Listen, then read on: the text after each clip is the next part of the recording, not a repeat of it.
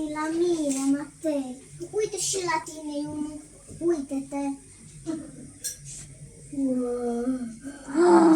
Nu pot să cred așa ceva, Corina. Cine a venit, Matei? Moș Nicolae? Uite, stai să-ți dau pinguinul. De-aia ai plâns tu azi noapte, că l-ai auzit pe moșu.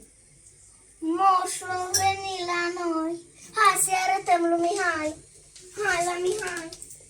Tati, a venit Moș Nicolae. Da? Hai să ne țin la noi în ghetuțe.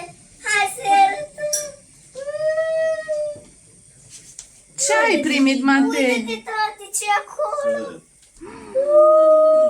Ce ai primit, Matei? Un omuleț de zăpadă sau un pinguin? Ce îi? La mine și la mine unul.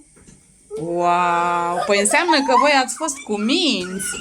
A venit Moș Nicolae. Moș Nicolae, Matei, a venit la voi.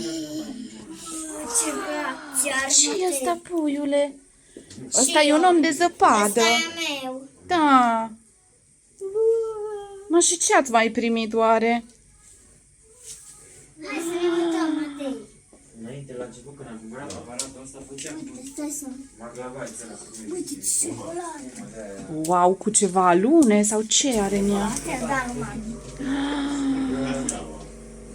Matei, ia uite câte bunătăți ai Uite și primit. la tine că am văzut și ceva hăinuțe. Hai să despachetăm. Hai să mergem în dincolo, Matei. Să mă ajutăm. Uite ce mi-am